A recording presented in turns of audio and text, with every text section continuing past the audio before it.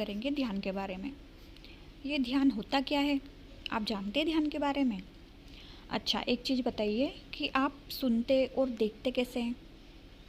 आँखों से देखते हैं, कानों से सुनते हैं? नहीं, हम ध्यान से देखते हैं, ध्यान से सुनते हैं।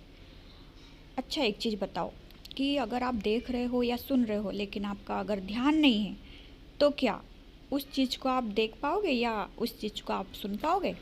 बिल्कुल नहीं। यस, तो ये ध्यान ही हमारी ज़िंदगी का बहुत ही अहम हिस्सा है। तो आइए जानते हैं हम ध्यान के बारे में।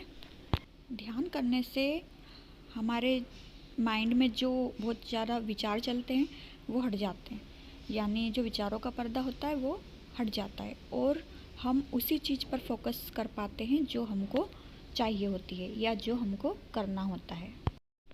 और जब हमारा ध्यान उस चीज़ पर फोकस हो जाता है तो हम उस चीज़ को या उस काम को 100% करने में लग जाते हैं, तो हमें उस काम के लिए 100% सफलता मिल जाती है।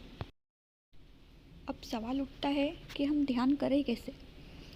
तो ध्यान करने के लिए हमें किसी शांत जगह की ज़रूरत होती है। आप अपने कमरे में भी ध्यान कर सकते हैं। सुबह का समय बहुत अच्छा होता है।